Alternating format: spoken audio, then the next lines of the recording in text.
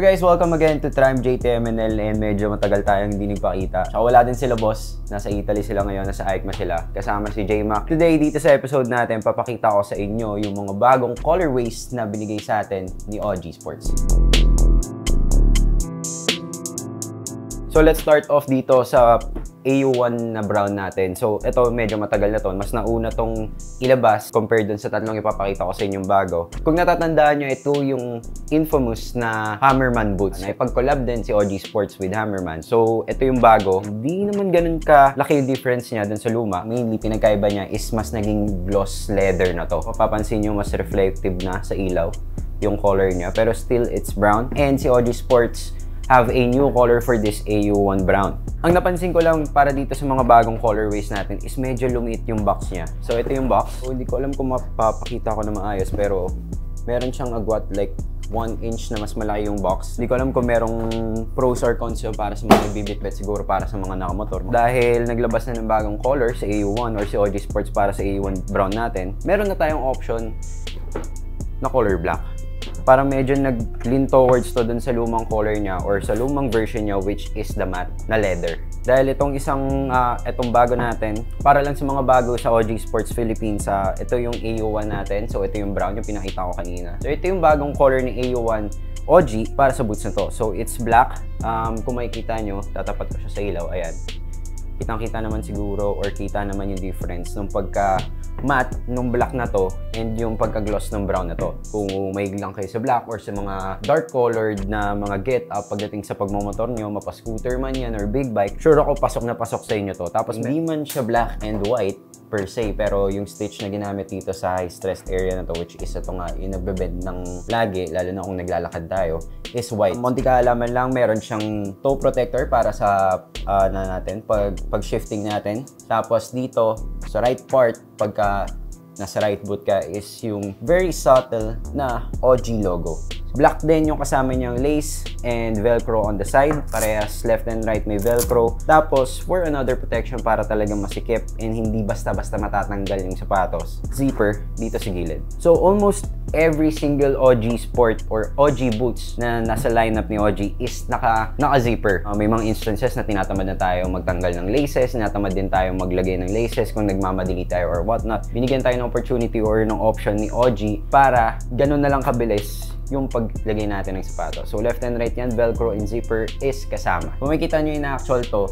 yung likod na part nito is medyo matigas. So meron din siyang heel protection para sa ating paa. So just in case na mabagsakan tayo ng motor natin, kunwari nakastop lang tayo or sa parking lot, hindi naman natin maiwasan yung mga ganong mga outcalls. Pero ang pinakamaganda dito is yung sa loob niya is may extra comfort siya sa loob para hindi rin ganun kainit yung pakiramdam natin habang nagre-ride tayo. So sa itsura niya mukhang mainit siya or mukha siyang parang hindi makahinga yung paa, pero ito na yung laging ginagamit ni Hammerman and ni Boss Jason, pero hindi naman sila nagre-reklamo na pinapawisan lagi or laging mainit yung ride nila or pag ginagamit nila tong AU1. So again, ito yung bagong colorway ni OG. Isa sa bagong colorway ni OG para sa AU1 natin. Dati brown lang ang option, ngayon meron tayong black. So para naman sa presyo, this AU1 boots, parehas to black or brown, is priced at 9,600. So magiging available to. Itong brown available na to sa website namin and syempre sa Lazada. Links will be in the description. And let's get on to the next boots, which is itong AS3.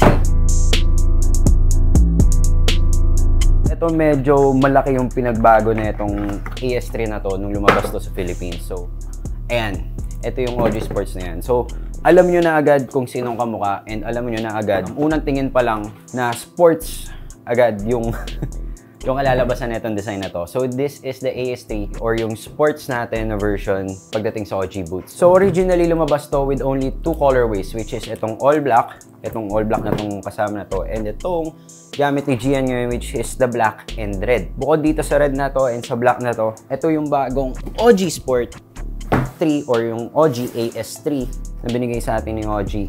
So yan. So nagkaroon siya ng added color para dun sa mga highlights ng sapatos. So yan, bukod sa all black, black and red, meron din siyang black and gray. Tapos pagdating dito sa baba is all white yung ilalim niya. So just like yung luma nating dumating dito, colorways lang naman yung binago nila dito. Meron din siyang heel protector, yung toe protector for shifting, and then yung emblem dito sa gilid. Tapos yung very subtle logo embedded dito sa may heel. So ito yung accessibilities naman nito is bukod dun sa laces niya, meron din siyang zipper dito sa gilid.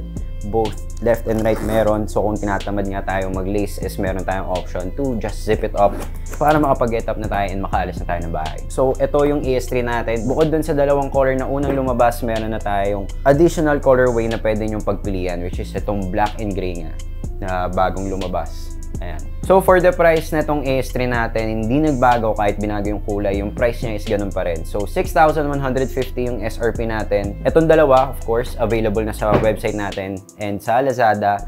And ito on the way na magiging available na to. So pwede nyo rin kami puntahan dito sa Caloocan para ma-check nyo agad itong OG natin na bago or OG AS3 na black and gray. So let's get on sa pinakahuli or sa last natin na lumabas na OG dito sa Pilipinas.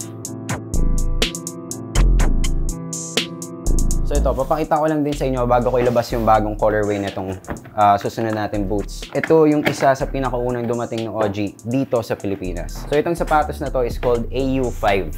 Ito yung camel. Ayan, ito yung black. And lastly, bago ko ipakita, so ito may camel color and then may black color.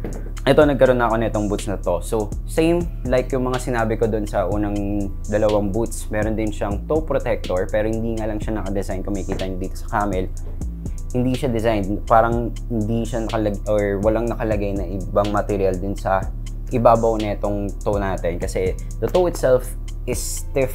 So this is one of the casual looking or styled boots natin pagdating sa OG. So may kanan part or sa left side na part is yung parang stitched around na logo ni OG. So medyo nag-complement siya dito sa camel and dito na rin sa black natin. And bukod doon, yung logo niya is nandito din sa may swelas. So ito yung dalawang unang dumating na AU5. Alam ko meron pa isang AU5 pero sold out na yun and phased out na. Ito yung dalawang option natin pagdating sa AU5, which is yung black and yung camel. Tapos, ito naman yung bagong colorway ni AU5. Para sa akin, out of the 3 na bagong colorways so dumating sa atin, ito siguro yung isa sa pinakagusto ko. Ayan.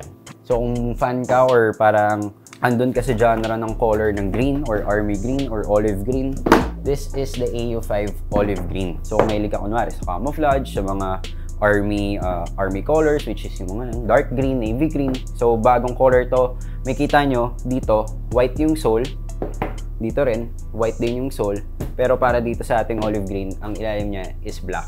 So, andun pa rin yung OG logo niya sa ilalim, which is yung red one. Ayan. Kitang-kita nyo pa rin siya dahil black. All black yung sole niya, pero pagdating dun sa logo or dun sa text is red yung text. And then, pinagkaibahan dito, dalawa na or hindi na siya plain colored dahil meron siyang hint ng red dito sa toe natin, which is yung pang shifter natin. So it's a combination of olive green and black. So black yung ilalim, black yung toe, tapos black din yung laces. So pinaka-green lang dito is yung from back part hanggang dito sa middle before mag-toe.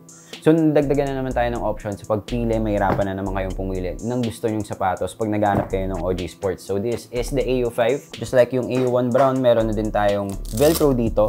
And then syempre yung zipper. Course, both sides, left and right.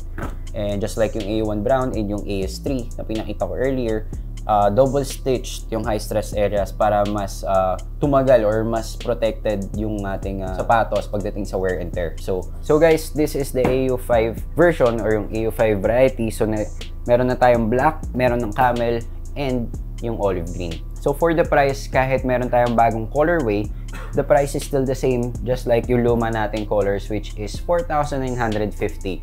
So again, itong dalawang colors na to, dahil matagal na to nandito, available to sa Lazada and sa website natin, which is tramjtmnl.com.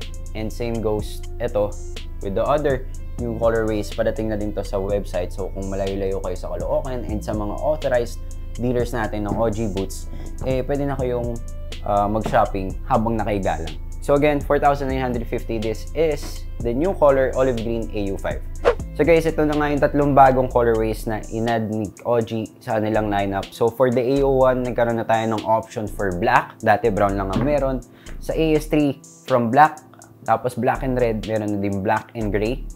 And of course, sa ating AU5, nagdagdag na rin sila ng colorway which is itong olive green. So, and again, lastly, for the price, yung AU1 black natin is 9,600, yung AS3 natin is 6,150, and yung AU5 is 4,150. So again, all will be available soon sa online natin, sa online stores which is sa Lazada and sa tramjtmnl.com. Pero dito sa retail natin, available na to with that price. And before ko tapusin to, another reminder lang, malapit na yung 11/11. Tignan nyo na lang soon, pagdating ng 11/11, kung ano yung mga colorways or anong mga OG boots, from sports to riding boots hanggang sa waterproof boots natin. We will have 20% off on selected items. So, na panihintay nyo, malapit ng 11/11, I think sa Sunday na yan. And we'll see you guys doon. So again, these are the new colorways from OG, from AU1, AU5 hanggang AS3. Meron tayo isang bagong kulay. And there will be reviews soon. Gagamitin namin to on the road, papakita namin sa inyo. And syempre, ginagamit na namin to na panglakad, ng panggala. So, hindi lang to basta riding boots. Pwede nyo rin to pang office, kung saan man kayo pumunta. So again guys, thank you for watching. My name is Francis and I'll see you guys on the next episode kung kailan namin nire-review to.